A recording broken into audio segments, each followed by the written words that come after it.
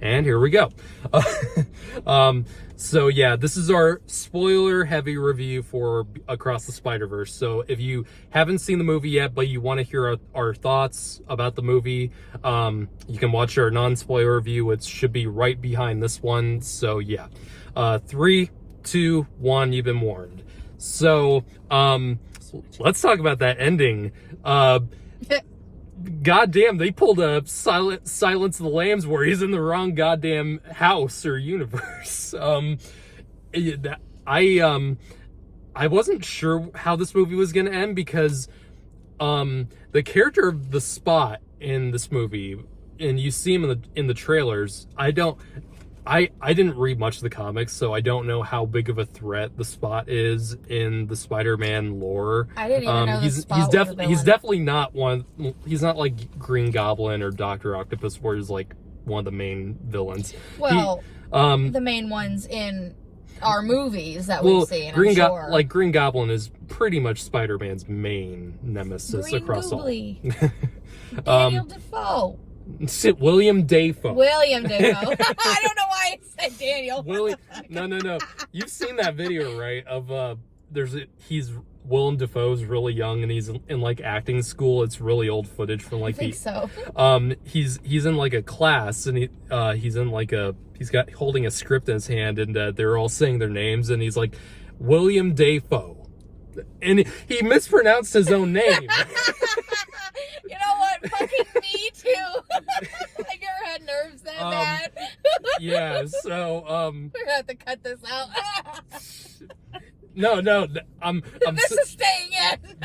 This is absolutely staying. I'm not editing. I never edit these anyway. So hilarious meme, by the way. No, but yeah, I just don't like I said, I've never seen the Spot, never heard of him before. Before this movie, I had no clue who he was. I think he's in this PS4 game, the Spider-Man PS4. Like, I think you fight him at one point. I'm not sure. He's in. I feel like that character's in one of the video games for Spider-Man, one of the many video games. But yeah, when I saw the trailer for this movie and I saw that scene where they're fighting in the convenience store, I just assumed that that was kind of like a villain, like just a isolated fight, like not completely tying into like the entire story. But that character is pretty much the villain, and at first you think he's just gonna be like they say in the movie, villain of the week. But no, that character is set up to be devastating, like a huge threat in the next one, especially because he gets I guess his powers are because he can teleport using all these spots, and it's kind of like the game Portal. He's basically the Portal. He can go anywhere, but he can only have. At first, he doesn't have that many. He's not that powerful because he can only go through so many of these spots. Only got so many spots. But he goes to the lab where he got his powers at, and he pretty much becomes like godlike at the end of this movie. But see, that's the thing. He didn't just go into where he used to work. Yeah. He went into another universe where he used to work to get this thing working. Yeah. Because unlike the Spider-Man and Spider people in this movie who need those devices on their wrists, he can pretty much do it on a whim. Which is fucking crazy, because if you think about it, 2 portals could create a black hole and completely suck up that timeline indefinitely. Yeah. So he's even scarier in a a quantum physics situation. Yeah, that's gonna be quite a threat in Beyond the Spider-Verse. And the ending of the movie, so after the Spot gets his full power level, Spider-Man, the 2099 one, who's Miguel O'Hara, who's played by Oscar Isaac, and he's great in this movie. Oscar Isaac is always amazing. His voice acting is great in this.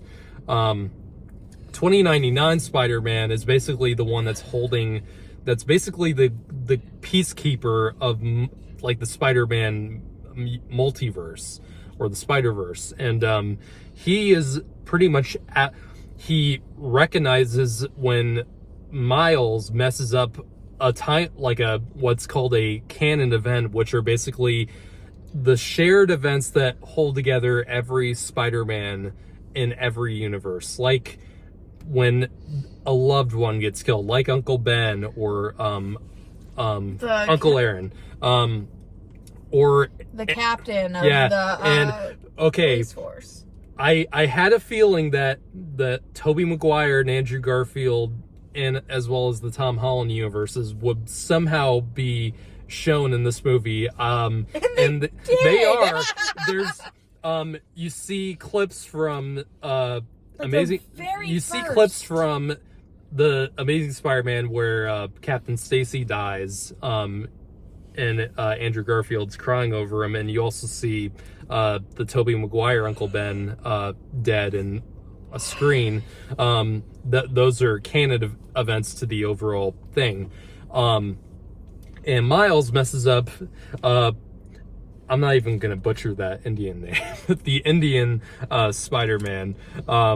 And he messes up that, and the 2099 Spider-Man is going to basically has to stop this devastating event that can wipe out every universe. And the Spot is going to go after his dad, Miles's father, and that's one of the canon events that's related to Captain dying. And the thing that you see in the trailer where Miguel says you have the option of saving one person or saving every universe, and that's the choice he has to make, and he chooses to save his father despite the fact that it could potentially end the entire multiverse. And it ends in this gigantic, epic, long chase sequence throughout that world, and it's insane what they do with it. I mean, with all these Spider-Men, with like these thousands of them, there's so many great laughs in this movie, several moments that have me laughing. The whole there's a T-Rex Spider-Man. That fucked me up. Like, what? In what universe? I'm sorry, but no, we have to go back to that dimension thing. So the whole point of the Spot, with him getting basically absorbed and turned into this villain, he is the reason that Miles got bit, because he was the one who took the Earth 42, that universe's spider, away. So I don't know why they're all blaming Miles like it's his fucking fault that he got bit, because in all reality it's the Spot's fault. Well, Miles didn't have to get bit because that guy took that spider away from that universe. So everybody's mad at Miles for no fucking reason. Well, Miles still, even after knowing the risks that saving his father would have, he does choose the more selfish path. But he says, why can't I do both? Because Spider-Man could do both, but the fucking Hollywood doesn't let them. You could do both, but they won't let them. I'm sure he will do both in the next one. We'll just have to see how that turns out, because the movie ends with Miles ending up in that universe where the spider came from that bit him. Yeah. And it turns out that there's no Spider-Man in that universe. And when he thinks he's gonna go back to his own, he ends up in that universe where the version of himself is the Prowler, and he's working with his uncle.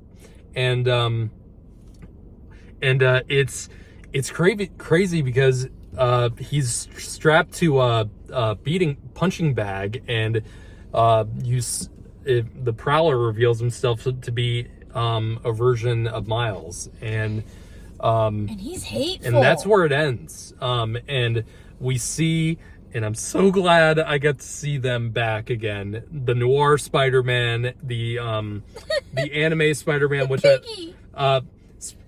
was Spider-Pig in there? I didn't see him. No, Spider-Pig was right by Dad's Spider Daddy. Yes. Spider Dad. Yeah, Peter B. Parker's Spider Daddy in this one with his own spider baby. And that he that was takes fun. to go fighting specifically against the wife's request. I love Yeah, that. Mary Jane doesn't like that. I forgot that was MJ. Yeah. Shit, dude. That also fucks me up a little bit. Mm-hmm. Shit. Oh. And it also sucks.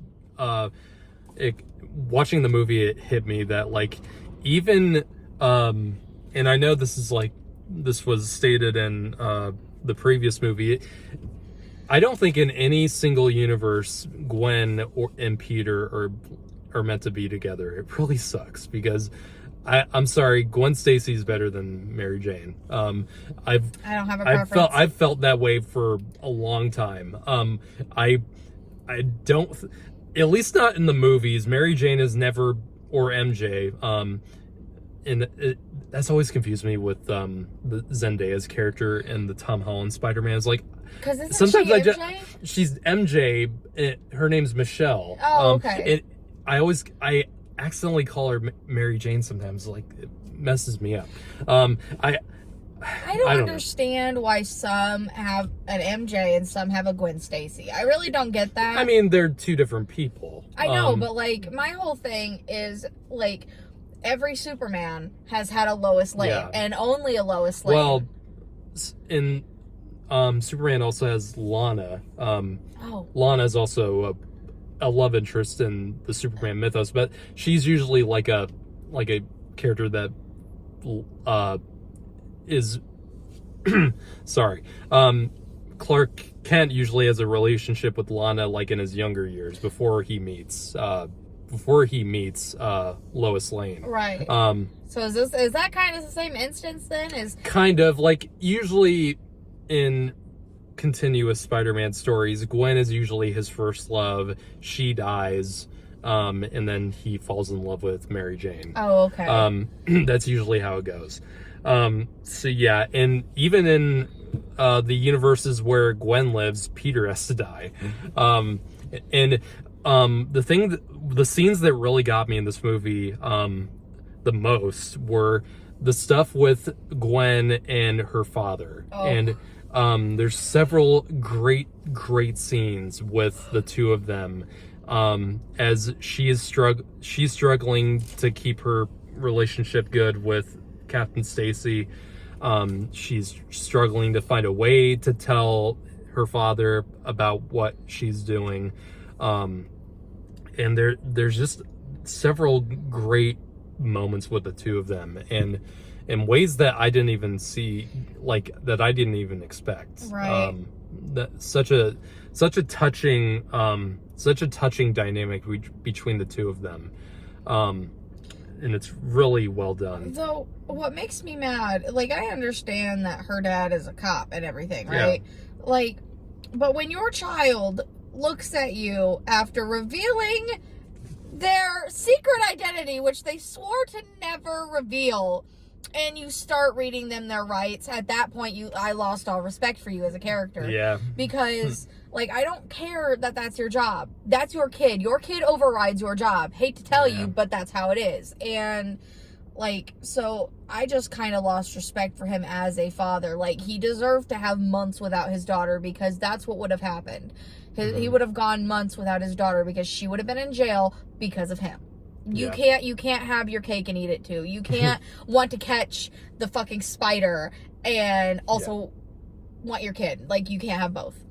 Mm-hmm. So I'm and neither can Miles. No, and neither can Miles. God damn it. His daddy better love him. No, but that's the thing, is that I really genuinely believe that Miles' dad, it would be like, you know what? You're my son, and that's all that matters to me. Mm-hmm. But while fucking Gwen Stacy's dad can't do that. And the moment that really I think got to the theater, and the moment where we kind of knew something was wrong in the ending, was when Miles reveals to his mother, when he gets back to the universe he thinks he's in, he finally feels up to it and reveals that he's Spider-Man to her. And she doesn't even know who Spider-Man is. Reveals it to the wrong mama. And it doesn't even... That's just a hint to... it doesn't even reveal it then. It's only revealed like a few minutes later, and that's kind of the tip off of like something's wrong here. And it's man, because we all know Ma would have been in real life would have been like, just what what the what, are you for real? And then she, you know, in real life, most Puerto Rican mothers would take off their sandal and then beat the hell out of their son. So I would too. Personally, me too. Yeah. Last couple things. Spider-Punk in this movie. Hobie. Hobie. I didn't even know that who was playing him, and when I heard his voice, I knew exactly who. I think I know exactly who. It's the guy from Get Out. The main Daniel Kaluuya. Who's British in real life, and he does a great American accent. I did not know. I swear to, I could be mistaken that's not actually him, but Spider-Punk? I'm looking it up right now. Spider-Punk, that you're right. Daniel Kaluuya? Wait, hold on. If I could open That's him, yep. Okay. Yep. I was right. For some right. reason my phone let me open the picture, but yeah, that was him. Yep. He was one of the only characters I really had trouble understanding because of the volume issue that we had in the theater. Because I can understand Cockney so well. Yeah. And he has a kind of a deeper voice than the other actors do. I don't have a Scooby-Doo, mate. I love Cockney slang. It's so funny. That character was great. Also, one of the moments that had people cheering in the movie, one of the cameos in it, was, and I'm so glad at least one of these movies finally did something with this. Donald Glover, who, if you don't remember, was in Spider-Man Homecoming, and he was the uncle of Miles Morales. It just never showed Miles Morales in those. I don't know if they're ever going to touch on that ever in the MCU. Probably not. But we got to see him in the Prowler in live action, so... What was funny is a couple of years ago when they were first talking about making a black Spider-Man, a Miles Morales, they were somebody said on Twitter, like, hey, Donald Glover should do it because he's nerdy or something like that. Well, he's not going to play Miles. No, obviously not, but that was when he was younger. Yeah, because he did mention it on his comedy special, which was on Netflix.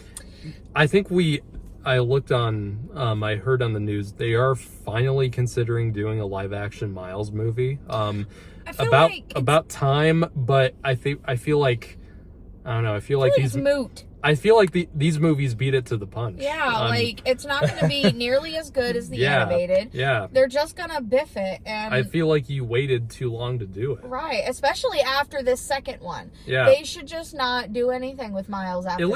At least wait until wait a few years after the next movie, which I'm sure they'll do. But it's going to have a lot of competition with these movies, and it's kind of interesting because the Flash movie comes out in 2 weeks, and that's of course going to be a huge multiverse movie with, spanning across a bunch of dimensions and stuff. If that movie is half as good as this movie, I'll be satisfied with it. And I'm hearing terrific things about the Flash movie, despite all the controversy. And I know we're going to have a field day talking about the movie when I see it, with the whole Ezra. It's too bad Ezra's a crackhead. Because if I feel like that drama surrounding the movie is only going to, entice people to see it more. Do you think that's why he did it? No. I hate to be that guy, but do you think he had that mental breakdown just to be like, watch the Flash? That's fucked up.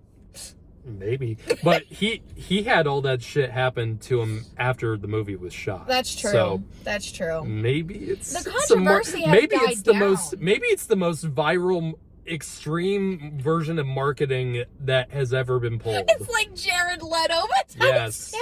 Yes, when he mailing used condoms to his actors. Fetal pigs, but instead he just kidnaps a poor woman and child. And despite whatever you think about the first Suicide Squad movie, that movie made bank. That movie made money. That The Flash is gonna make so much money. I mean, the reviews for that movie that I've seen are great. People are genuinely saying it's one of the best superhero movies in many years. So I have a lot of faith in that movie. I'm very excited to see it despite all the controversy. I really do like Ezra Miller as an actor. I do too. I've always liked him, and I even liked him in the Justice League movie. I think he can be a genuinely Flash. Yeah. But it's just too bad that he had crazy stuff happen. Yeah. I mean it's happened to a lot of actors, and even the good ones. I mean, look at Robert Downey Jr. before he was Iron Man. That's true. But that was before he was Iron Man, not while he was Iron Man. Mm-hmm. So yeah, I think that'll wrap up the spoiler review for Across the Spider-Verse. Highly recommend you go see this shit. See it again. See it 3 times. See it twice. Make it break the box office. It's that good. Please let this movie make money, because the last one didn't make that much money. And I'm really hoping this movie I don't think it made much money the first time, just because people were unsure. But because of how much people loved the first movie, this one has to make a lot more. Oh, it's gonna. So yes. And then the third one is going to literally crash everything. Yeah. I kid you not. Yeah. See you guys.